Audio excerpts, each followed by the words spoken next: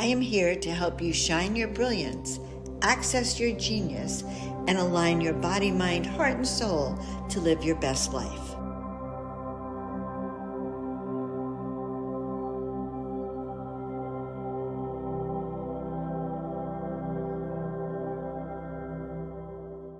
Acia Redox, energy and vitality, ends aches and pains, replenishes your skin, eliminates wrinkles, recalibrates your system, improves performance, improves clarity, stops rapid aging of your cells, cell nutrition for advanced absorption. Live your best life now. Sign up today at shopacia.com/Joan of Angels. Hello, everyone. Greetings, greetings, greetings, wherever you are around the world. I'm here today to teach you how science and spirit blend together. Not actually teach you, but give you some insights on how science and spirit can blend together. We actually have a scientific shaman coming on. Wait till you meet her. You are going to like her as much as I do. Meanwhile, I am so happy that you've joined us here on Shine Your Brilliance. And here's the question. Are you ready to ignite your inner light and step into your fullest potential? Yes or no? I'm Joan of Angels. I'm your guide on this journey of self-discovery, empowerment, and transformation. And today we're going to teach you how to turn up your light and live your best life now. So a little bit about me. I'm Dr. Joan Hangarter, also known as Joan of Angels, or vice versa. I've been a chiropractor and into wellness and healing your body from the inside out and turning up your light, turning up your power for almost 40 years as a speaker, as a visionary, as an intuitive guide. And I am here to help you unpin your soul until you radiate. So guys, I offer soul essence portraits and intuitive coaching to help bring you clarity on your journey. And I invite you to check out my website at joanofangels.com. And now, I'm just going to ask you all to help us grow this channel by sharing, and subscribing with all the people that you love.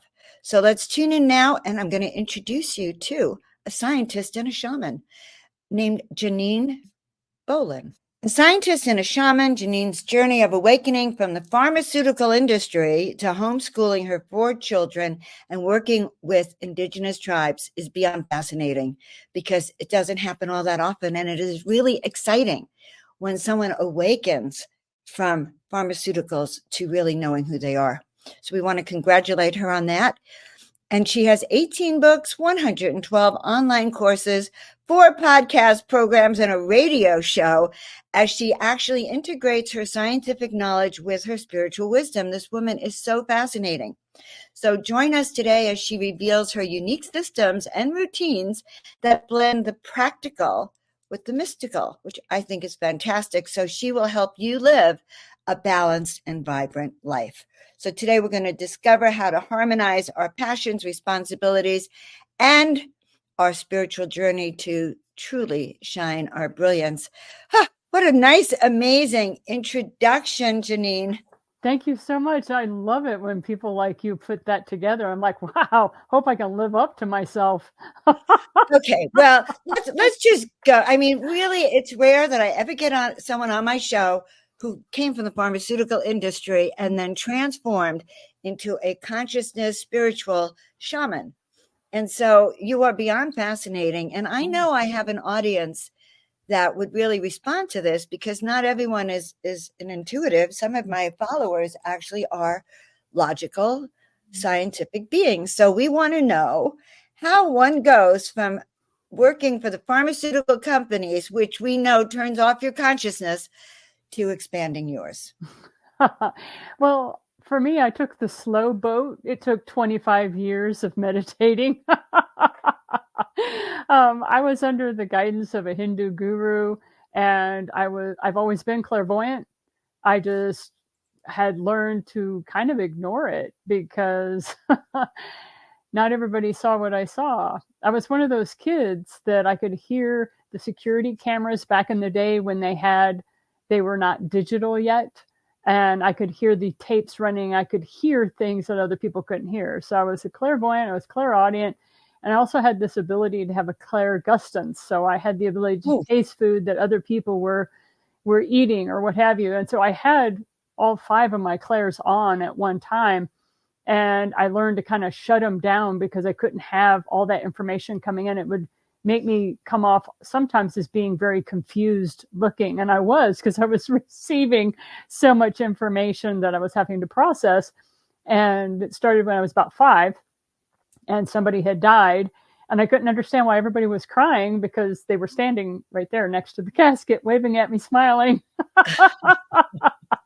I'm here. Right. Yeah. So you learn to shut that off pretty quickly. And so, how did I become awakened? Well, I just meditated for, like I said, 25 years, and I was under the tutelage of Paramahansa Yogananda. And I now know that was a very slow road to go on. But I think my soul really wanted to have a very human experience, living the life, like really enjoying 3-dimensional reality before I opened up to all that we really are.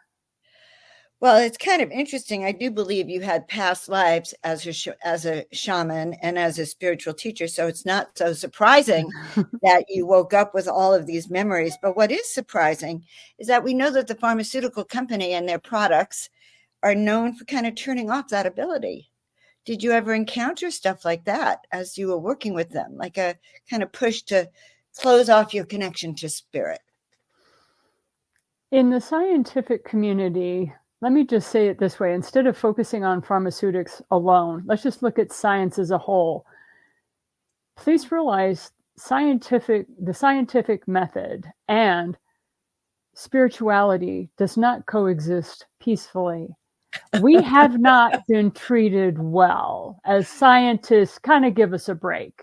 We have That is the not been understatement. treated well Mhm. when it came to any form of mysticism or spirituality. We were always the devil's incarnate. We were always the problem children that would ask, but why do we believe that? Because I'm telling you that's the way it should go. And we had this problem. We had thoughts, we had questions. And so understand, scientists are not trying to be difficult. They really want to understand what's going on. And so I speak to them very differently. I use a slightly different language. But once we started having computers and we went into the digital age, and once you can start describing to scientists, like, look, we all are connected. And they go, like, the Ethernet? What do you mean? Yes, like the Ethernet. Like, we all have the same source code. And when you start talking to people like that, the IT people are kind of like, I get it. I get it. All right. And we're all each kind of got our own avatar. They were using avatar long before we were, right? And they're like, okay, yeah, I get it. So we're like a jellyfish, and the source code's up here, and we're all like tendrils running around. And once you start talking like that, scientists will be with you very, very easily. But don't ask them, any scientist, to just accept what you're saying without asking why, because that's our job. Why? Why are you saying this to me? Why do you think I need to do this? Why? Because scientists have not been treated well by anyone in the religious, spiritual, or mystical departments. Well, probably because there's this conflict of science versus Mhm. spirituality and consciousness, but it does seem like science is catching up to the stages of consciousness, to the conscious field, the quantum field, that we can change consciousness through our thoughts. So where are we in that perspective now, in the waking up or the merging of science and spirituality? There's a lot more of it than can be acknowledged, and please understand why. Science can only give you 2 answers. You only can have 2 answers from science, much against what Hollywood will portray of us in the movies and on your Netflix account. um, we can only say no, or there's a certain probability. Those are the only answers science truly can give you. We can give you no, or you have a 75% probability. That's about the best we can do.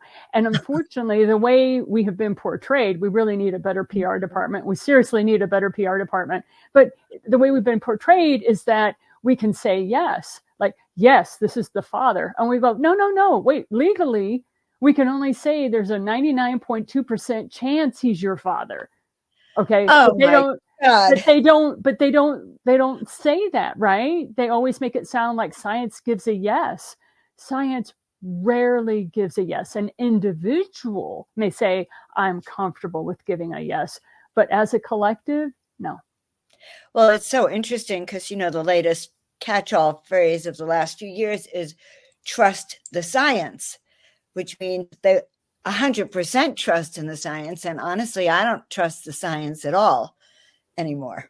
Well, and the thing is, when it comes to data, when you are extrapolating on data, you always have to make sure you understand what kind of a statistical package they're using, what are the variables. I mean, we have whole actuarial tables based on how are you taking this data and how are you skewing it. And I cannot tell you how many times I've been out of a statistics class, and of course we happen to be in an election year here, and they'll talk about polls and blah blah blah. And we're like, what's the standard deviations, people? We want to see how you're skewing the data. So even people who are very used to handling data know that the data is solid. It's how people like to play around with those numbers. And so just realize that science can give you no or certain probabilities. Okay, well, let's go to the subject I really like, which is how you became a shaman and dive into your intuitive side because I'm truly an intuitive and I connect to my voice within. And even though I was a chiropractor and memorized every formula there was, I don't use that side of my brain. I really use this other. So let's talk about how you then stepped into this shamanic experience of which you're a master of. One of the I hear, are you listening to a show in the background? I have I have a collective group with me that was not supposed to be here, and it will slow down in just a moment. So I apologize to your listeners. Joan and I had quite a challenge getting on today, and so my apologies that I have a background right now. It will calm down in a moment. It's okay. I was thinking we were talking to the other side while we were on the show, and I was as really much excited about it. as much as I would love to be able to say that, no, I am not. Anyway, my apologies, but this is what happens when you have multiple people at home working from home. Anyhow, the shamanistic realm came to me when I was struck by lightning when I was in middle school. And that is one of the requirements of certain types of shaman that are available to Native American communities. I also had several spiritual experiences, and I was definitely brought into some initiations based on certain tribal modalities that allowed me to operate in their paradigm as a shaman. And so, yes, I had memory of certain types of past lives, but it didn't come to me as like, oh, this is a past life memory. It was more like I just knew what to do. I just knew what I was supposed to do. And where it got confusing is that not every Native American tribe operates the same way when it comes to the Itsipi, the Sweat Lodge, the Moon Lodge, or the Ambalisha. So there's a lot of diversity in our world, and that was some of the things that caught me off guard when I first Now, started. you're not you don't have indigenous blood. No, I'm an Irish Catholic and probably as white as they come. I think I might be the stereotypical child, white child on that one. So, okay, but it's quite unusual to be included and brought into the indigenous tribes to do ceremony and to be a shaman there. So, what uniqueness? Like, how did that happen? Because I think that's very fascinating. Most of it happened through I had a house that had demons coming through a portal, and that took me a lot to be able to say in public forum for a long time, but I did. And even my husband at the time, who was very scientific, felt these energetic influences and knew something was wrong in our basement of this particular house. So we invited in a Native American gentleman and his person who helped him, and they came in and they did cleared the house, cleared the property. It was an old burial ground of his particular tribe. And so when he would look at me and he said, have you ever been struck by lightning? And I said, yes. And he started asking me about the dreams I had had and some of the visions I had had since I'd been on the property. And I was walking him around and explaining what I saw. And then he reached out to his tribe and they got confirmation, and that's how I got started. And of course, at that time, it was 30 years after I'd been struck by lightning. I was in my 40s by that point. Wow. So that being struck by lightning opened up some of your powers. Some people may say that. I do remember having abilities 99. before that. Some people say that. Okay, you are a true scientist. Now I'm going to see when you deflect. Every time we talk, some people say that. So okay, so that's how it began. And they invited you to come and do work with them because they saw that you could see. They knew I had been called into service, I believe is a way that I like to frame that. I'm not trying to deflect, but there are different levels of frequency that you use as a shaman, and each one is necessary. And so realize when I say levels, I see it more as an oscilloscope, like frequency moving along a dial this way. Some people say levels and they make it sound hierarchical. And I'm more like, no, it's just I operate in different frequencies depending upon what is needed. So you have the shaman that are there to help physically, like you have cancer or you need some sort of assistance. They are the herbalists. These are amazing shamans that do that. Then you have those that will help you with soul collections or fragmentations or something like that. And they operate mainly in the astral plane. And then you have folks who help with mental health conditions, or you're trying to change your habits, or you don't want to be an alcoholic anymore, and they'll take you in. And those are kind of mental health experts. They operate in the causal plane. Well, I'm a shaman that operates in the white space, is what I like to say. In the And white space. and that's that space that's beyond thought, beyond emotion, beyond physicality, and I help people with spiritual disease.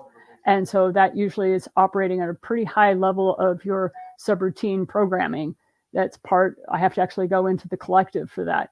And so that's kind of the area that I operate in. Although some of my coworkers, some of my fellow shamans say, Janine, I feel you rooting around in my brain and rewiring me. And I just start laughing because they're giving me a lot more credit than I deserve, because they're giving me permission to help show them how they can correct themselves. That's how I perceive it. So you actually rewire people's brains. Yes. Kind of like how people are doing this with the medicinal mushrooms and the microdosing. They say all that rewires your brain. Is that the same kind of rewiring? It's similar to that if you want to with that. I was never comfortable in that realm. If somebody needs that format to feel the expansion that's already within them, I have other people I refer them to. I'm not at all comfortable with those forms of herbal medicines. There are much better people at that than I. A lot of people find the work I do extremely unsexy. It isn't flashy. You don't get a ta-da at the end. It's more like a deep-seated knowing and more intuitive and very gentle approach. So tell us how you work with people then, or what you offer, or how we can become a shaman with you, or how we can have you in our brain rewiring us. That's a good one. I think the best way is for you to have a phone call with me, and as soon as you book the appointment, I start working with you. And so a lot of people talk about how by the time they get on the phone call with me, if they've already paid me through Venmo or PayPal or whatever, by the time they get on the call, they really don't know why they can't remember why they hired me to help them, because they've moved beyond the problem that they had in that moment. So that's how I work with people. And is that how people can find you? They can find me through the 8 gates if they wish to, and you're welcome to join me for my Open Friday coffee, where I'm more than happy to work with you in a group environment. Some people feel like they're in the wrong place because there's a lot of business people, there's a lot of scientists there, and I always start laughing. I'm like, no, are you here because you heard me on Joan of Angels? And I'll be like, okay, how can I help you? Because it's all one topic as far as I'm concerned. So tell me where they can find your Friday morning. If they go to the Coffee club. 8gates.com, like what you have down here, Uh-huh. all they have to do is literally click on the menu that says Open Friday Coffee, and they'll be able to register for that Zoom meeting. I love it. I love it. I think It's I'm going to free. have to go on and see what's happening on your Zoom meeting. Okay, so this has been fantastic. I know we're sort of coming in under our time, so that's pretty good. What else do you want to leave them with? I would like people to know that they're stronger than they remember. Mm. I would like them to remember that if they are ever in need and need to reach out to somebody, please pay attention to what Joan of Angels has to share. Be sure to subscribe to this channel. It's a very high frequency. It's exactly what you need. Otherwise, you wouldn't be listening to this. And if you have a specific problem that you want to address, I'll be glad to help you in short order. But if you want somebody who can gently guide you and walk you through your journey in a very soft and kind way, please make sure that you reach out to Joan of Angels. I love that. That is so sweet of you, Janine, to kind of offer that up. And it's true. But guys, if you want someone in your brain to rewire your brain, not such a soft, gentle approach, but no, you won't even feel it. Then you reach out to Janine. And, you know, we work hand in hand together because there's different levels, guys, of growth. We handle different levels of consciousness and even different groups of people. They come to us for different reasons. So I think the rewiring of your brain, we go to Janine. The rewiring of your heart, you can call me. How's that? That sounds fabulous. I think that's a beautiful tag team. You're it, by the way. That's a beautiful team. Janine, we so appreciate you being here. Guys, reach out to Janine. I adore her. And I'm so happy she came into my life and hopefully into yours too. So Janine, have a beautiful, amazing, miraculous day. And we'll see you next time. Thanks for being on Shine Your Brilliance. All right. Are we lucky or what or not to have her on? I really like that, you know, like rewire your brain so that you can actually put things together and be connected, and rewire your heart so you can feel what's going on and you can raise your frequency in both ways. So that's very exciting. So thank you all for joining us. I'm Joan of Angels. You can find me here at joanofangels.com. If you want an intuitive reading, spiritual counseling, you want your heart rewired, definitely reach out to me. You want your brain rewired, your shamanic journey, reach out to our guest, Janine. And other than that, it's time for you guys to shine your brilliance, live your best life, and turn on your power. We will see you all next time. Have a great week.